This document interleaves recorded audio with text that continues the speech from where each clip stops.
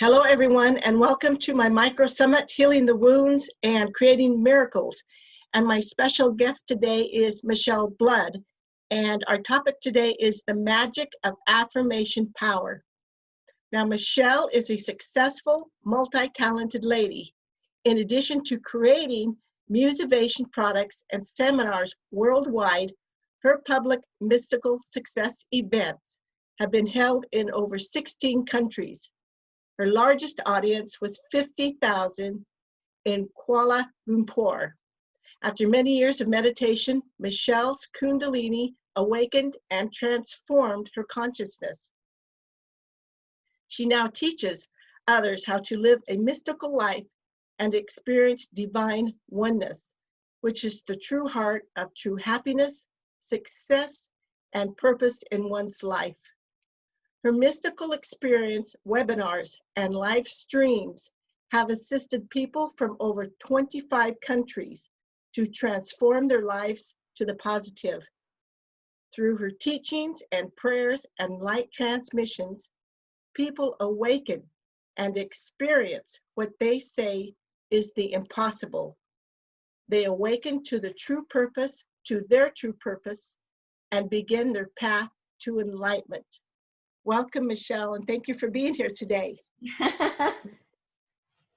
Thank you, Cindy. I think this is wonderful that you're doing this summit for everyone. Timing is perfect, so good for you. Well, thank you, and thank you for taking the time for us. Absolutely. So you write about affirmations and how they healed your body. Can you please share your journey a little bit with us? I'd love to, because it's so weird and unique and miraculous and strange and all those things that I love about life. So I was a singer, Cindy, since I was a little girl, about 5 years of age, my first TV appearance. And then I went on later and to get, pretty successful rock bands in Australia. I was a singer and co-songwriter and manager of the bands after a while, after much experience. And we would have between 2,000 to 6,000 people a night, depending on the size of the venue. And we toured all around Australia. Now, this isn't very easy, especially for a woman, but I didn't mind because it's such a huge country. It's as big as the US, but at the time, we only had 17 million people. So as you can imagine, there's long distances from city to city. So a lot of driving. Anyway, one night on my way home from a gig, all of us in the truck, and we had like three big trucks with all the equipment, and the driver in the truck I was in fell asleep at the wheel, and all of the equipment, when he crashed into a telephone pole, and because he was just tired, it's like 14-hour drive, and because of, I asked if we could swap. I remember that very clearly, halfway, and he was like, "Oh no, I'm fine. He said, "Just don't turn the heater on because that might make me sleepy." Anyway, so it was the middle of winter, and so we hit the telephone pole, and a lot of the musical equipment went through the back into my chair, and so I had a huge amount of broken bones and fractures, and hip bone crashed off, and just shattered bone, and I was a mess. I was in the hospital for months and months and months, and I hadn't heard of affirmations or auto-suggestion or meditation. I'd heard of, and I used to love it when I went to Catholic school. I loved the nuns. I used to sing at all their Estevits and win their Estevits. They loved me. I loved them. The Joey, St. Joey's Irish nuns, adored them. So I'm not a recovering Catholic. I loved it. But then as I got older and my rock band started, I didn't think about spirituality or anything, metaphysics after that. Anyway, what happened in the hospital? Here I am, this is 89, right? July 89. And I was obviously much younger. And, a young female rock singer in Australia, loves her life, living on purpose. Really big things were happening. More record labels from overseas were interested in my band. Lots of amazing things were happening. And why did my life change from that hospital bed, from what people could look at, the worst thing in your life? The doctors told me, you'll never heal completely. You'll if you walk again, you will have a permanent limp. And I used to be crazy on stage. I would do cartwheels and jump on top of speakers and handstands. I mean, I was in such good shape, and I would just be like crazy on stage. And I thought, if I can't do all those things and entertain the way I like to entertain, I don't think my life's going to be worth living. I mean, I wasn't exactly suicidal, but I was in such extreme physical agony, emotional agony, that I was so depressed. So people who visited started putting on cassettes. That's how long ago it was for me to listen to. And I couldn't move because I was in traction at that time. Wow. So, you know, getting ready for the next operation. And that sort of traction is just so hideously, agonizingly painful when you've still got all those crushed bones, because you've got to be in traction until that gets put into place. So I had 2 weeks of kill me now, please. You know. Anyway, so I was listening to someone put on a cassette of Napoleon Hill's book, Think and Grow Rich. Why would that make a difference to a female rock singer in Australia? Because it talks about all these, you know, very, very successful entrepreneurs in the 20s and 30s in America, like Henry Ford. And I didn't give a crap about any of those people. I was living my purpose. However, I had this satori, this aha, if you want to call it that. When Napoleon Hill spoke in the book, well, actually it was Earl Nightingale, that beautiful deep voice of Earl Nightingale speaking the book. When he spoke about his son, his little infant son was born with no hearing whatsoever, not even 1%. And he went into his little son's room every night.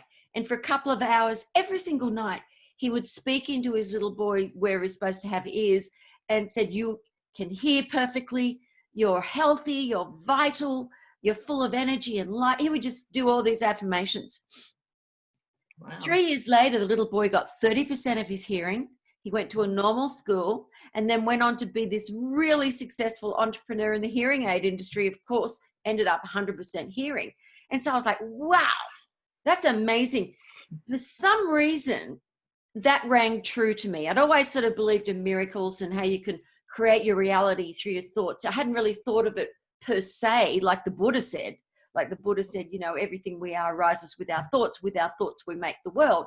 So it's not the law of attraction. It's the Buddha 2,500 years ago who said that, you know, in the Dhammapada, the first words he said. So I figured, you know, because I used to be interested in certain, you know, like readings of certain spiritual teachers, but I wouldn't have called myself a spiritual person. I just liked that vibe, you know. Anyway, so I said, okay, well, you've got to emotionalize them. It's got to be stated in the now. So I said, I am healed. I know I am, because I wasn't healed, and I certainly didn't think I was. I said, I love myself. I am my friend. And I definitely didn't love myself at the time, and I definitely wasn't my friend. So I thought, great, I've got the perfect affirmation. I'm saying everything that's the opposite of what's true right now.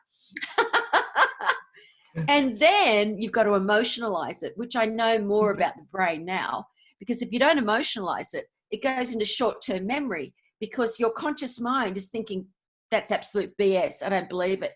So it leaves. So the thought has to go into the subconscious mind for the affirmation to actually be implanted as a new thought, a new ideal, a new belief system, so to speak. So I did it for about 2 days, over and over again, saying, I am healed, I know I am. Oh, kill me now, it doesn't work, this is BS. And then 3 days later, after giving it up, I couldn't help, you know, I mean, it was worth a try to think of something, because I couldn't do anything, couldn't move. And I was like, oh my God. Then I had the epiphany, a true spiritual epiphany. You have been a singer and a songwriter all your life. Can you get a jingle or a song out of your head that's on the radio if it's heard enough? No, you can't. So I decided I would sing it. But first of all, I asked my brother Stephen to go and find any affirmation songs, positive songs. And he went to New Age stores and different places, because there wasn't anything to go online. There wasn't an online then. And he said, he came back, he said, look, I really looked everywhere. I found a couple of tapes that say affirmations, but it's just people speaking. I was like, oh, that's not going to work for me.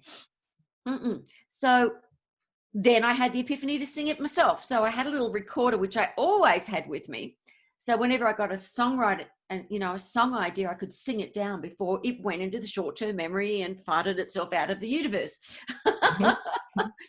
And so I sang, I am healed, I know I am. I love myself, I am my friend.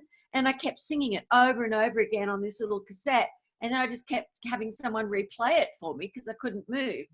And things started shifting in my attention, in my vibration. I could feel hope. I could feel, I think something's working here. I just felt more positive. It was bizarre. After 2 weeks, I was just like laughing. And, you know, I had this lady that just had her leg amputated in the bed next to me. And I was getting her to giggle and laugh. And I was like, oh my God, I feel like myself again, but I'm still not healed. But I feel better mentally. I feel healed in my mind. And after another 3 months in the hospital and operations, I came out of that absolutely healed, walking again in high heels. The doctor said it was miraculous. I started writing tons more affirmation songs for other areas of my life, for money, for prosperity, for joy, and they were really working. Some journalists in Australia found out about this, and they put me on the TV, put me in some newspapers, and then some promoters said, oh, we want you to come and sing. We'll pay you $5,000 a gig at these big motivational events. And I was like, what do you mean motivational events? You know, there's going to be Dr. Deepak Chopra, Dr. Wayne Dyer, and Stuart Wilde. And I was like, I'd heard of Stuart Wilde, but I hadn't heard of the other two. And I was like, who are they? Because that wasn't in my hemisphere. That wasn't my life, you know? Yes. And then Bob Proctor, didn't know who he was. Bob Proctor was like, oh, I don't want to sing her at my events in Australia. Oh, no. And they said, you've got to have her. People know who she is. And it's really, really just lifts the audience up. She does these affirmation pop songs, and he didn't want it. But they said, look, it's our gig. We've hired you to come. You're making money. She's singing. Halfway through that particular night, my first night working with Bob Proctor, he came up to me backstage and he just said, this is what I've been teaching my entire life. This is what all the motivational spiritual teachers teach, is to change your thinking, to have affirmations, to visualize, to use your intention with affirmations. He said, with music, you don't have to emotionalize it. He said, I can remember those 3 songs you already sang tonight. You only sang them once. I already remember them.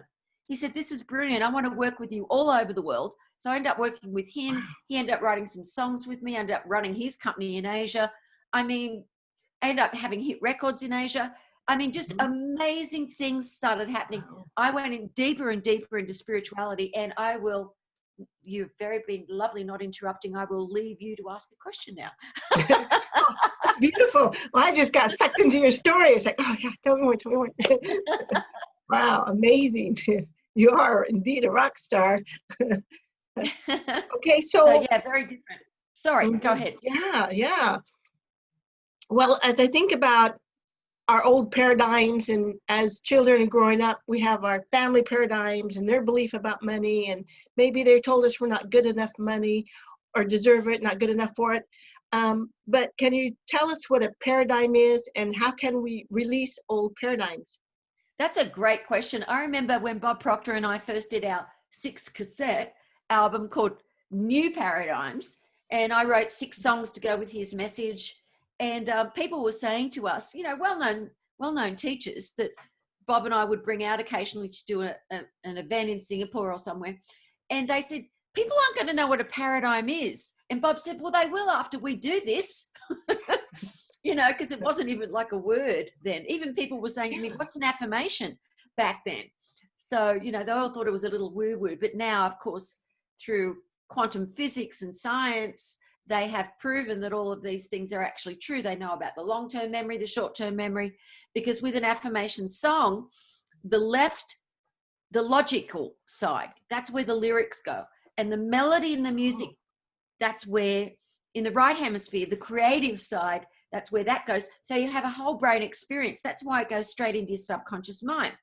Now, if people don't do a lot of work on themselves, therapy or meditation or something, it is extremely challenging the older we get to release old belief systems. Now, everybody is born with their own set of karmic personality, karmic things that they've learned, things that made them strong in past lives, they will take with them to the next life. So every time we improve ourselves and use our willpower to release an old paradigm, I'll talk about what a paradigm actually is in a moment, well, then we are uplifted. Every time we use our willpower to say, no pizza today, I'm gonna run or wash the floors on my hands and knees. That's why I've got knee pads.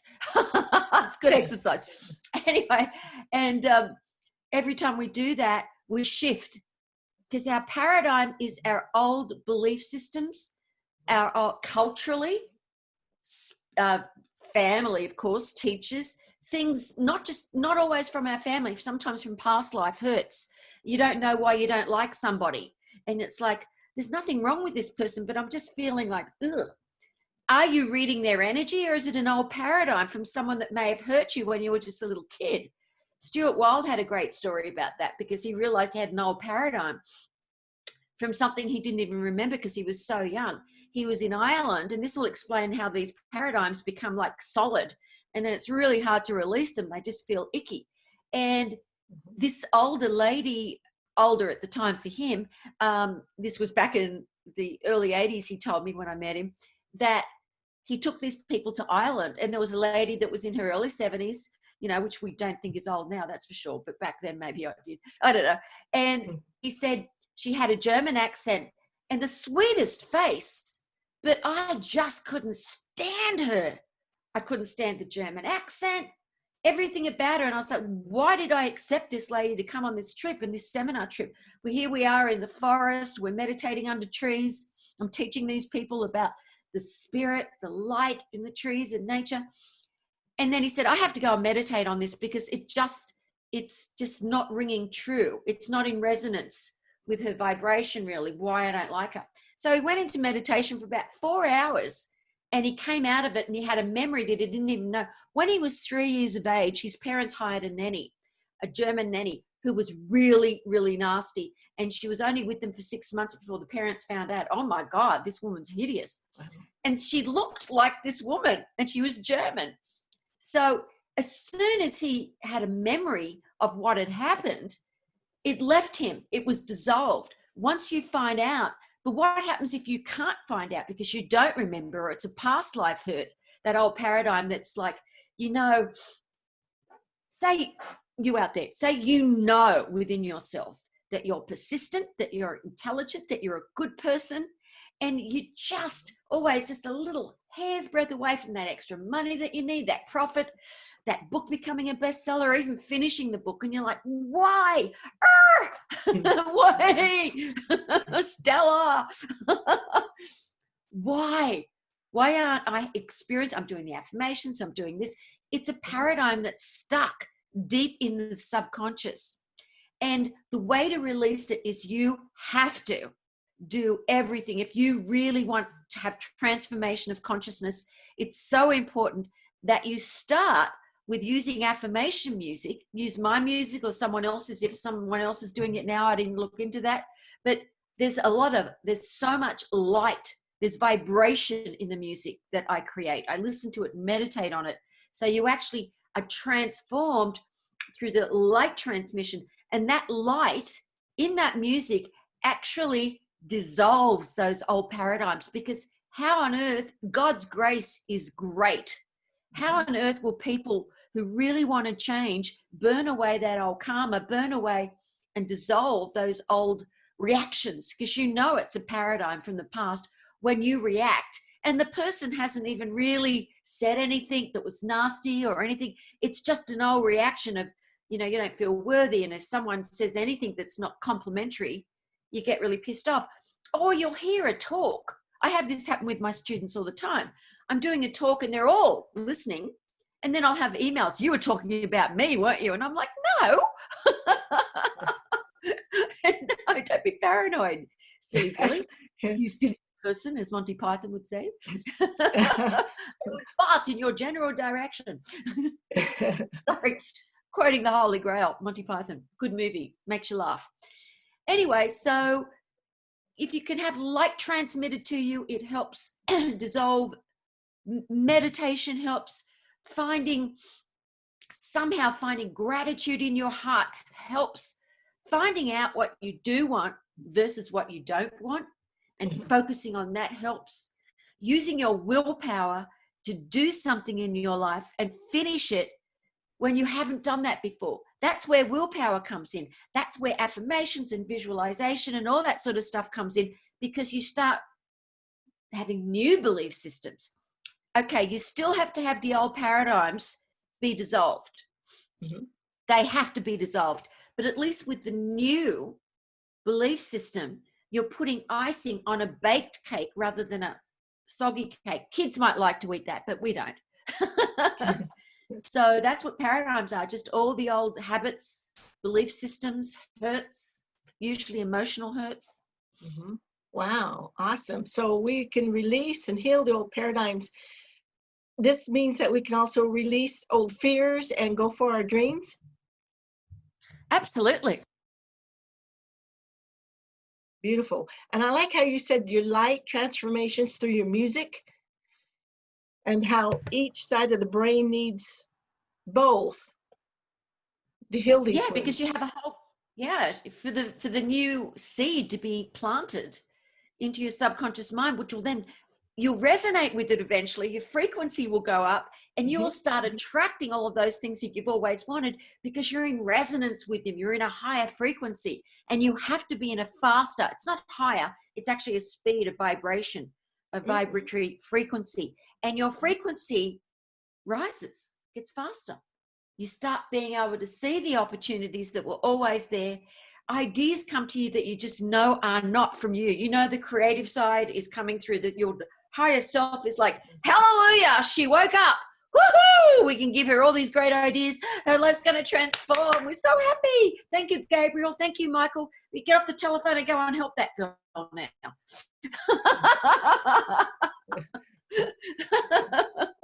And have a sense of humor. Wow. Well, you've traveled all over the world to large audiences with world leaders in self-development. Did visualization assist with attracting all these amazing opportunities? No, actually, I didn't start doing visualization until later. It was simply the singing affirmations. I didn't even know about visualization or thinking about that. But I think I was the sort of soul, Cindy, who has always been able to make a decision. I am going to be a singer. I'm going to do this. I'm going to do that. I mean, I sent my first letter in for an audition when I was 5 years old without my mum even knowing about it. They called her and said, who wrote this letter? It looks like a little child, but it sounds so professional. Anyway, so I'd always had that gift. But then with the singing affirmations and having the healing in my body and myself being more open to love and spirit, I was just, when you get into a faster frequency, this is what happens naturally. It just evolves. You evolve. And so those things happened simply because the new belief systems had changed my mindset. And so I had no intention of ever putting those songs out to the public. It just happened. Journalists would come to me. They'd heard of me with my other bands, and it was just, that's what, you know. And then I realized later, everything that I had done in my entire life, being used to being on stage, being used to have attention on me, but staying focused and getting the bands together and making sure they turn up on time by telling them the gig's an hour earlier than it was. Wanting people to be happy, knowing that when I sang for them, the vibration or whatever it was made them happy, but never feeling like it was me. Always feeling like, oh, I can't really sing. I don't know why they're happy me doing this, but I love doing it and I'll keep doing it. And I've spoken to so many successful singers who feel the same way. I remember I dated someone many years ago, I won't say his name, but very famous. And he would say, but you can really sing. I can't sing. And I was like, no, you can really sing. I can't sing. So it's quite extraordinary. No, visualization I did later. Oh, okay. And that was worked so fast. It was ridiculous. Wow. So I would visualize, and then I would add the affirmations. I started postering, you know, before I'd even read about it. And then I started doing my own guided visualizations for me just to listen to as I went to sleep. And then I started recording them professionally for others so that they could have, it's not a meditation. Meditation is silence. It's a visualization. It's a guided, people say guided meditation. That just doesn't make sense. Guided meditation, no, because there is no words in meditation. There is just silence. But with a guided visualization, you get to use that muscle, that imagineering, like a beautiful Disney. Walt Disney used to say, I'm imagineering. And you imagine. And the way I do the audio visualization is that you get to see what you want. I have you relaxed, go through all your body to relax. You get into that space of not trance, but just feeling really relaxed. And then I get you to start flying over your new home and your car and your life and your vacations. And you, the person, gets to put in what they want, because a lot of guided visualizations, it's like, now look at this. Now look over here. Ding, ding, ding. Da, da, da. And there's no time for the person to actually get into visualizing their home. I get them to see what the windows look like, everything.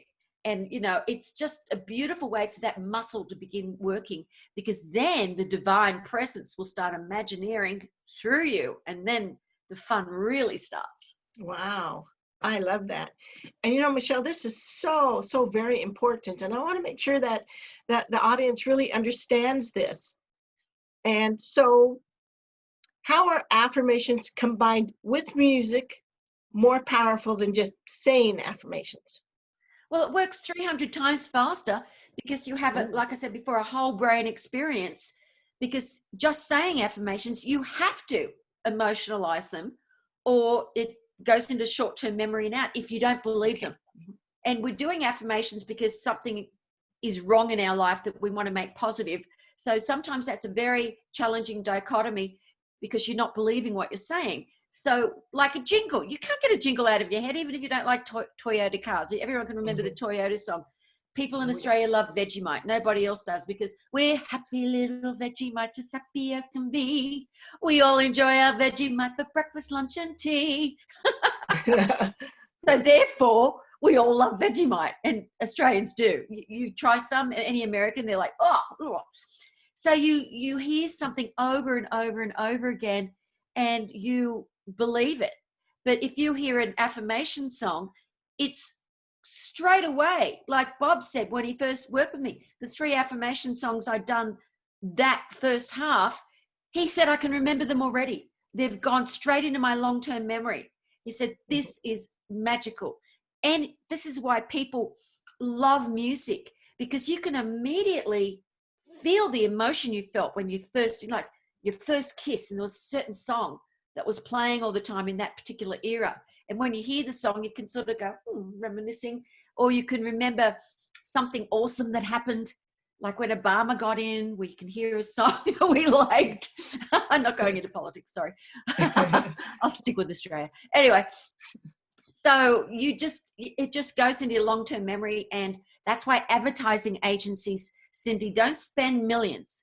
They invest billions in popular music every year, because they know once you hear that song and it's combined with their product, you'll always remember their product. So that's why people, always trying to get Beatles songs or someone else's song to go with their product, because then it will be remembered. Yes. Wow. Okay.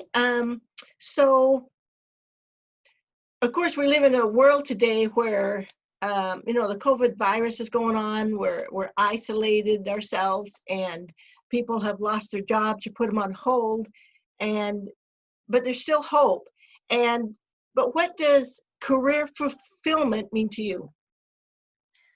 Well, I think any sort of fulfillment is when you've done something where you feel it's all about mindfulness and meditation.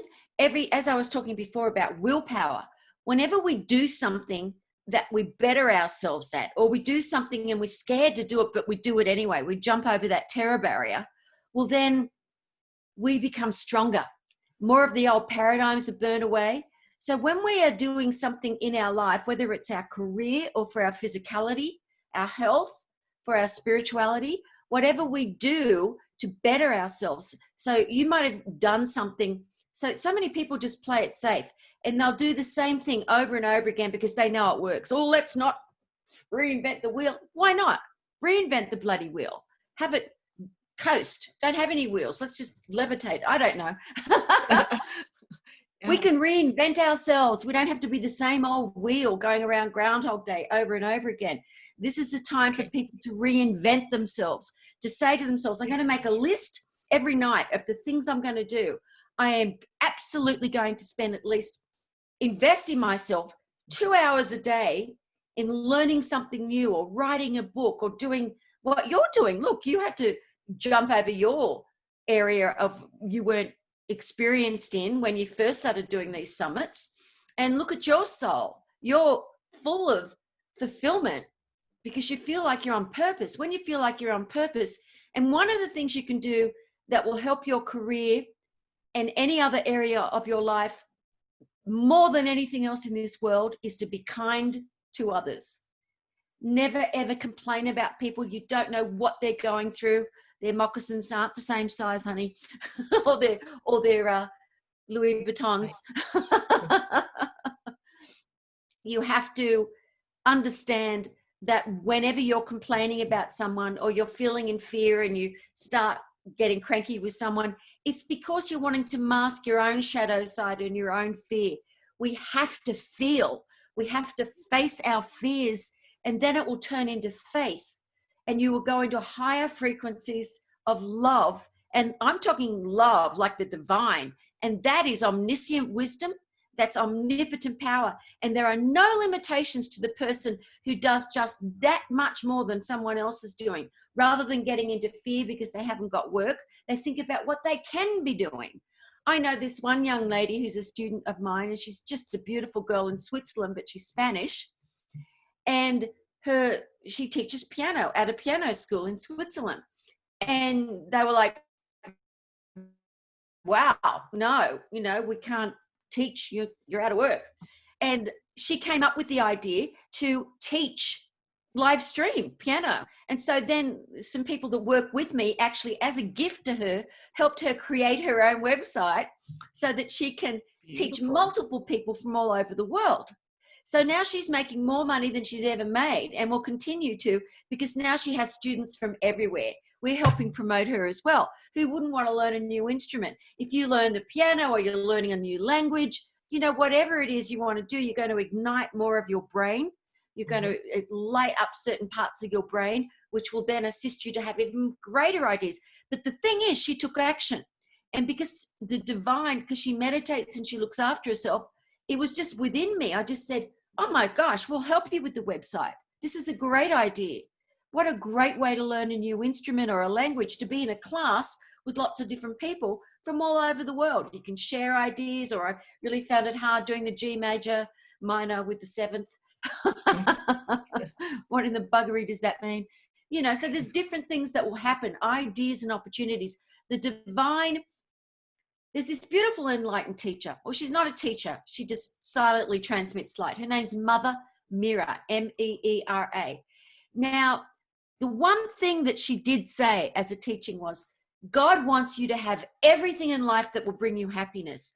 And that is truth, because the divine wants you to have everything, because you are co-creating with the divine. So, of course, the divine through you wants anything that will lift your vibration so that you can become one with that created you. Wow. I love everything that you're sharing with us today, and how important it is for us to have willpower and keep moving forward. And I liked how you mentioned about reinventing ourselves and being kind to others. I really appreciate these words. And you have a beautiful gift to share with everyone. Can you share that with us? I do, Cynthia. Yes. I rewrote, my very, very first book I wrote was Affirmation Power. And I rewrote it, The Magic of Affirmation Power. Now, I have used visualization before, but it wasn't to, I just wanted to go back to what I said really fast. It wasn't to work with the speakers, because that wasn't in my evolution of consciousness, but I had visualized having big audiences, more and more larger and larger audiences. But I was thinking more for my rock bands. But anyway, so I guess I did visualize. But anyway, so I talk about that in here as well. This is the Magic of Affirmation Power. You are going to get this as an ebook for free. It's just been released. And you're also going to get a very powerful program, lots of extra products, magnetic creative visualization program, the one I was speaking about before, something I did with Bob Proctor called the turbocharged goal setting, where you write your daily list, you learn about gratitude, find out what you want. You get the audio program Action, which is awesome. Lots of my favorite and most powerful affirmation songs. We put links in there for that. A video that we do sell, but we're going to give it to you as free as well.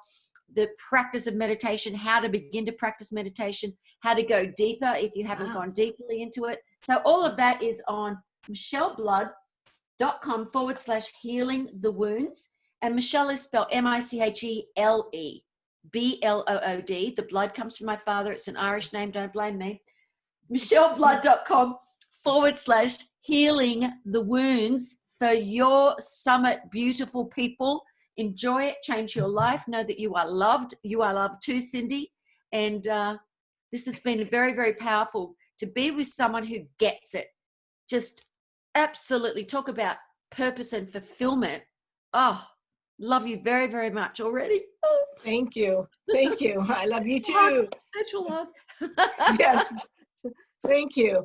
They can also just click under this video. You have a button, and then click that button and just take you to your website for this free ebook.